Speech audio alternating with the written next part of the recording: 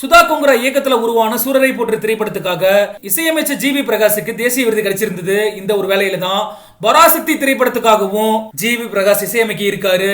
Already நான் 4 சாங்க முடிச்சே கொடுத்துட்டேங்க அப்படின்ற மாதிரிலாம் பராசக்தி திரைப்படத்தை பத்தி பல விஷயங்களை பேசியிருக்காரு ஜி வி பிரகாஷ். ஓகே, என்ன நடந்திருக்கு, ஜிவி என்னெல்லாம் சொல்லியிருக்காரு அப்படிங்கறதெல்லாம் டீட்டெயில்டா பார்க்கலாம்.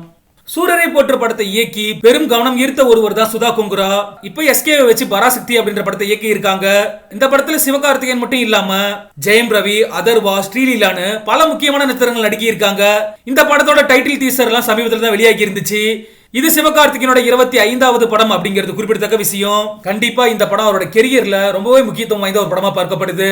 ராஜ்குமார் பெரியசாமி இயக்கத்துல சமீபத்தில் வெளியான திரைப்படம் தான் அமரன். இந்த திரைப்படமானது எஸ்கே நடிப்புல தீபாவளி அன்னைக்கு வெளியாகி இருந்துச்சு. மெகா பிளாக் பஸ்டர் ஹிட் ஆகி இருந்தது. அந்த படத்தை முடிச்சதுக்கு அப்புறம் தான் ஏஆர் முருகதாஸ் படத்தில் நடிச்சுக்கிட்டு இருந்தாரு. அந்த படத்தோட ஷூட்டிங் மும்முரமா நடந்துகிட்டு இருக்கும் போதே முருகதாஸ் சல்மான் கானை வச்சு ஒரு படத்தை எடுக்க தொடங்கிட்டாரு.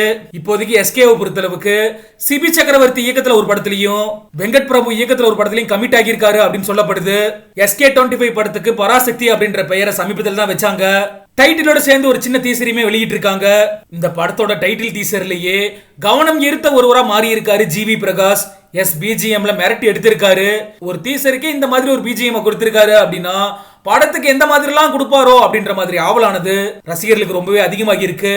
ஆல்ரெடி இதுக்கு முன்னாடியே சுதா கொங்கரா இயக்கத்துல சூரரை போற்று படத்துக்காக இசையமைச்சிருந்தாரு G we Prakash.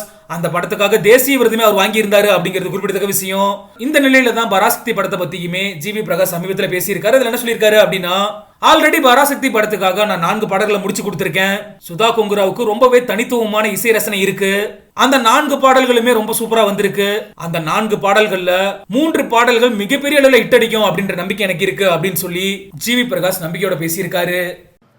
Thank you so much. After Akasamni Hadura with Surya sir and Sudha Kongara, I'm doing my next Telugu film. This is Tiger Nageshwar Rao. Thanks to Abhishek Agarwal sir, Mayank Singhania sir, Vamsi sir, and then Ravi Teja sir. Thanks to Chiranjeevi Garu for sir to attend this event and grace us with his blessings. And it's a very, very different film. It has a period to it. It's a very big film and strong music scope and strong BGM scope. We are intensely working on the music. I think I'm trying my best to make it the best of this year when it comes out. So we need your blessings and your support. Thank you. Sri Mahaganadipara Devataja Namaha, Lakshmi Narayanaabhya Namaha, Pranamiha Namaha, Navaratna Gajata, Simhasanam Samarpayami, Padayoh, Padhyam Samarpayami, Astayoh, Argyam Samarpayami.